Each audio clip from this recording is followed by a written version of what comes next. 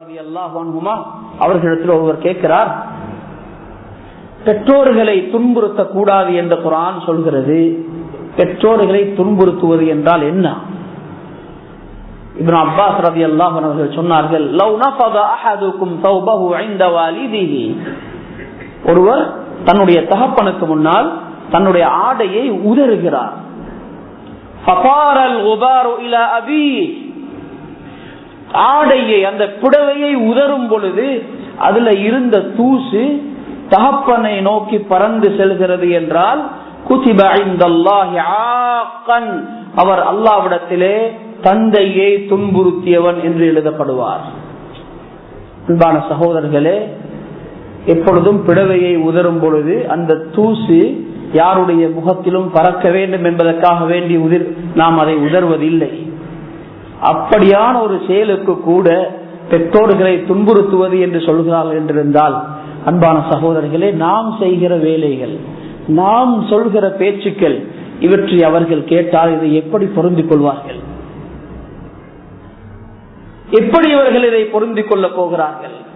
அன்பான சகோதரர்களே, பெற்றோர்களுக்கு எப்பொழுதும் பணிந்து நடக்க வேண்டும். நாம் எந்த அந்தஸ்திலே இருந்தாலும் சரி, ஆண்களை பொறுத்தவரையில் பெற்றோர்களுடைய மிக பெரும் பொறுப்பு நமக்கு இருக்கிறது. இன்னொருவரை வைத்து நாங்கள் வேலை செய்வதல்ல, நாம் அவர்களுடைய ஹித்மத்துகளை செய்ய வேண்டும். அவர்களுடைய துஆக்கள் நமக்கு தேவை, அவர்களுடைய சந்தோஷம் நமக்கு தேவை. அன்பான சகோதரர்களே, எப்பொழுதும் பெற்றோர்களுடைய துஆவையும் அவர்களுடைய சந்தோஷத்தையும் பெற்றவர்கள் ஒரு பொழுது உலகத்திலே வீணாகி விடுவதில்லை. யாராக இருந்தாலும் சரி, சில நன்மைகளுக்கு அல்லாஹ் உலகத்திலேயே கூலி கொடுக்கிறான். அதிலே ஒன்றுதான் பெற்றோர்களுக்கு செய்கிற உபகாரம். பெற்றோர்களை சரியாக புரிந்து கொள்ள வேண்டும். அநேகமானவர்கள் தாயை புரிந்து கொள்கிறார்கள், தகப்பனை புரிந்து கொள்வதில்லை. அன்பான சகோதரர்களே, பலரும் பெற்றோர்கள் என்றால், அதிலும் குறிப்பாக தாய், அதாவது தகப்பன் என்று வரும் பொழுது அவர்களை வெறும் மரக்கட்டைகள் போன்று நினைக்கிறார்கள்.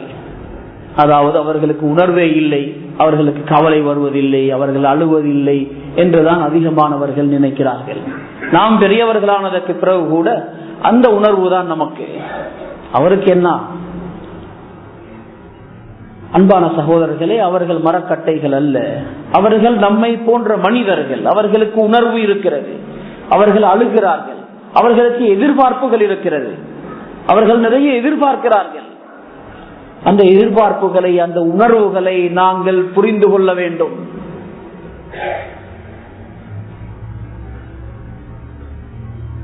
தகப்பன்மார்களுடைய அன்பை நாங்கள், அவர்களுடைய உபகாரத்தை சரியாக புரிந்து கொள்ள வேண்டும்.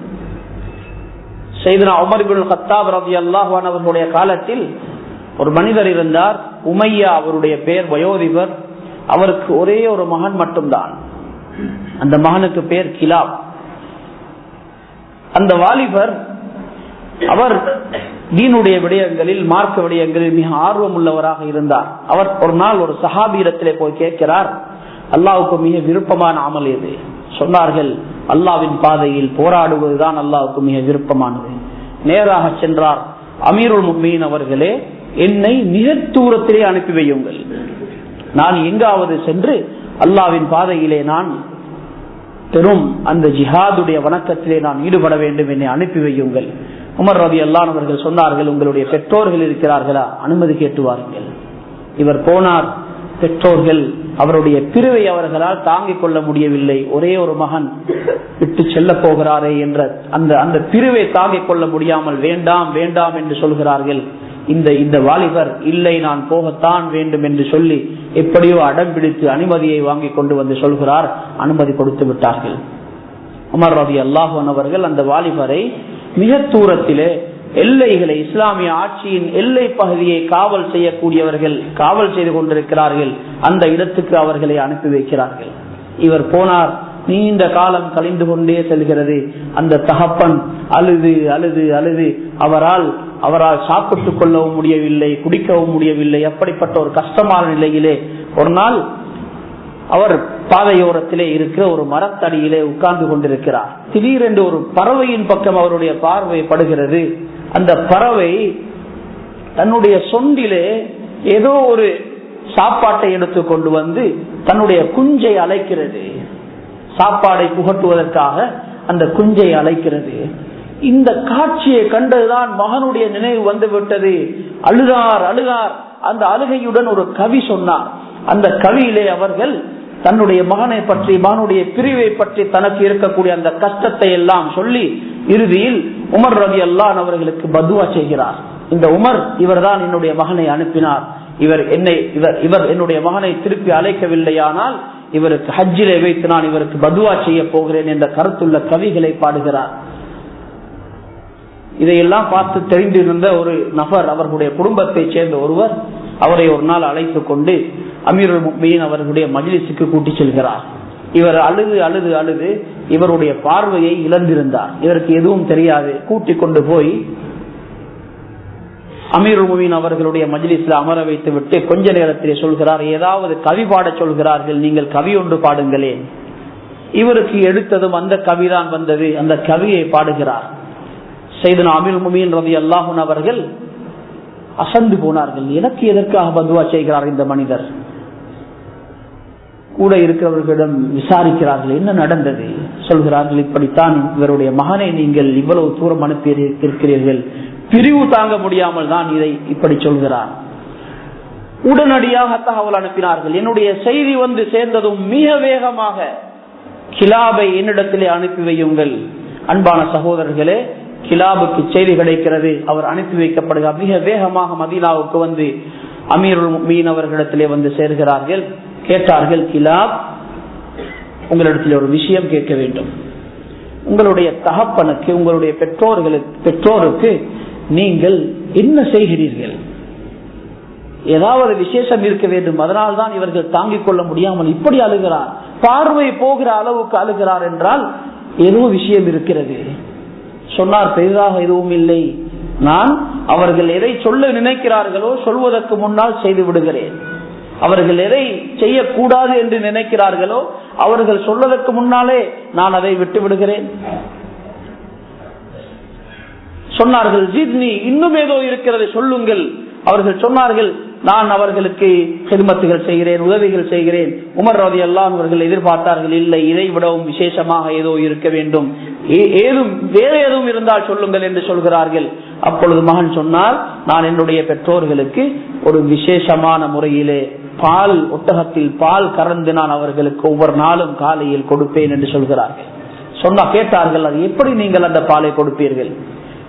நான் இரவிலேயே பெற்றோர்களுக்கு கொடுக்க வேண்டிய அந்த பாலை நான் கறக்க வேண்டிய ஒட்டகத்தை போய் பார்ப்பேன்.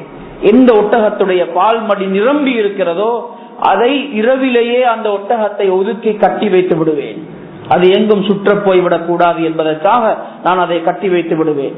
பிறகு காலையிலே, நான் அதிகாலையிலே எழுந்து சென்று முதலில் அந்த குளிரான தண்ணீரை எடுத்து அந்த ஒட்டகத்துடைய பால் மடியை மீண்டும் மீண்டும் தண்ணீர் அடித்து கழுவுவேன்.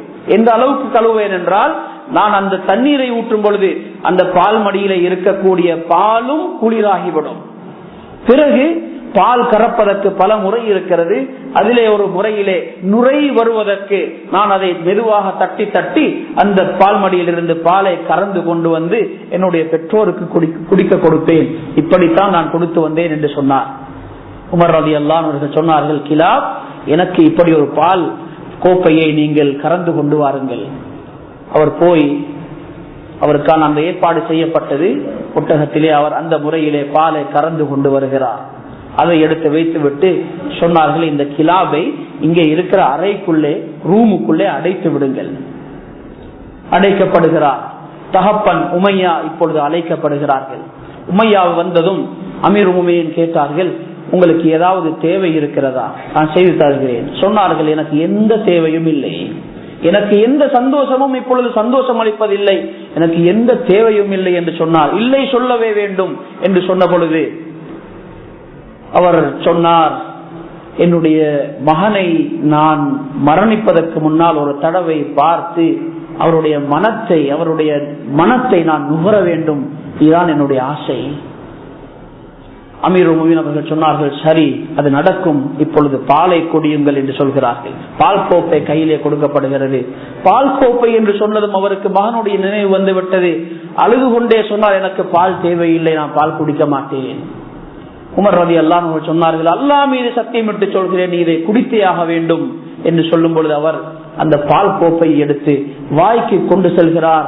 வாய் வரைக்கும் அந்த கோப்பை சென்றதுதான் அவருடைய வார்த்தை. அவர் அழுது கொண்டே சொல்கிறார், கிலாப், என்னுடைய மகன் கிலாபுடைய வாசம் வருகிறது இந்த பால்ல இருந்து. அமீருல் முஃமினீன் அவர்களால் அழுகையை அடக்கிக் கொள்ள முடியவில்லை. அவர்களுடைய துணியால் முகத்தை மூடிக்கொண்டு அழுதார்கள். சூழ இருக்கிற அத்தனை பேரும் அழுது விடுகிறார்கள். இப்பொழுது அறையை திறந்து கிலாபை அழைக்கிறார்கள். அழைத்து சொல்கிறார்கள் அந்த உமையாவை பார்த்து, இதோ வந்திருக்கிறார் உங்களுடைய மகன், அவருக்கு இப்பொழுது கண் தெரிவதில்லை. எழுந்தார். 2 பேரும் கட்டி அணைத்துக் கொண்டு அழ ஆரம்பித்தார்கள். இதை பார்த்து கொண்டிருந்த உமர் ரலியல்லாஹு அன்ஹு அவர்கள் தேம்பி தேம்பி அழுதுவிட்டு அந்த மகனை பார்த்து சொல்கிறார்கள், கிலாப், இன் குன்த துரீதுல் ஜன்னஹ், உங்களுக்கு சுவர்க்கம் போக வேண்டும் என்ற ஆசை இருந்தால் ஃபதஹ்த கதமை ஹாதா, இவருடைய கால்களுக்கு கீழால் தான் உன்னுடைய சொர்க்கம் இருக்கிறது என்பதை நீ மறந்து விடாதே என்று சொல்லி அவரை வீட்டுக்கு அனுப்பி வைக்கிறார்கள். அன்பான சகோதரர்களே, நம்முடைய வீடுகளில் இருக்கக்கூடிய பெற்றோர்கள்